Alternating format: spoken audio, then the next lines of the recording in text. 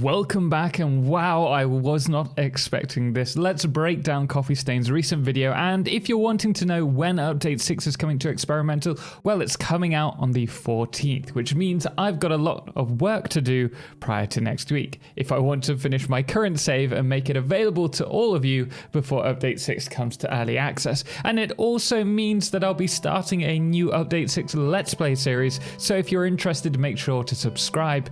With Update 6 are coming a series of changes to creatures and their behaviors, and the reason behind that is to do with the exploring and how the creatures can bring the environment around them more to life, and having that living, breathing world is very much what really immerses me in the game world.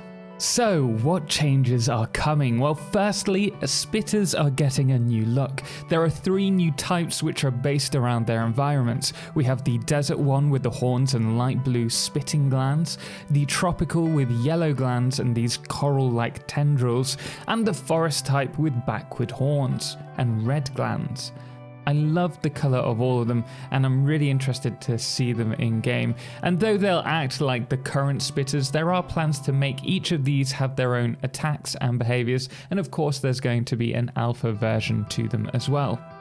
Hogs now rear before charging and seem to be a little bit more randomised in their charges, and creatures are also receiving a new investigative state if they lose their prey or, for example, hear loud noises, which means you're going to have to be a bit more careful chopping trees down or using explosives.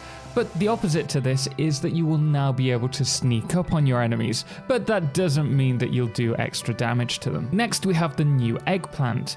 The other day we hinted that it could be the fairy bee crab redesign, and that's exactly what it is. However, there's a big difference here in that these will not just release one set of crabs. Oh no, if you don't destroy them, they will continue to poop out an endless supply of crabs, which means, in theory, you'll be able to create swarms of annoying crabs, so be careful not to get yourself overwhelmed. That being said, they have made it easier for us now, with the bees being reduced to just 1 hit point, and now they're not going to be rolling around. It's a more simpler mechanic to them. This actually makes the mother crab, which is yet to become real, even more terrifying. Just imagine her constantly spewing out this endless supply of crabs. They also mentioned that they're working on a new creature, but it won't be out yet, and that they still have plans to improve other creature behaviors and varieties, but that won't be coming for Update 6. Do let me know what you think that new creature will be. Who knows? Let me know below. With these new changes though, we'll be also receiving some new parts. Creature loot is ground down, presumably in a constructor, into what is now alien protein, and you'll be able to create alien DNA capsules which are used in research, and they'll also have another unspecified reason later on, which I presume is going to be with the storyline. We're also receiving smokeless black powder, which is made in refineries with black powder and heavy oil residue. The MAM is also receiving some hefty changes in that some unlocks, such as the Blade Runners, will be unlocked with the Quartz Tree, and some of the alternate recipes, such as Turbo Fuel, will be unlocked in the MAM to reduce the grind for certain recipes, though you'll still need hard drives in order to unlock them.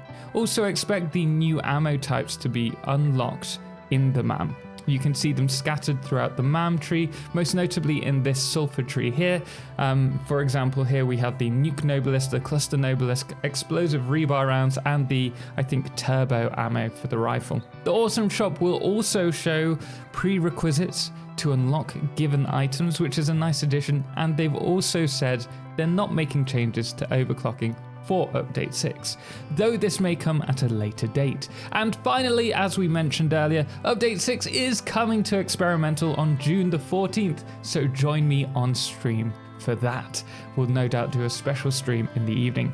Thank you so much for watching, and thank you goes to all of our amazing supporters, most notably our Solo Eclipse patrons, The Calamity, Cerebral Tag, James Irwin and Firefless, as well as our Lunas, Dixie Chris, Lord of July and Ben, and our Blood Moon of the day, which today is Chick Norris. Until next time, as always, ciao for now.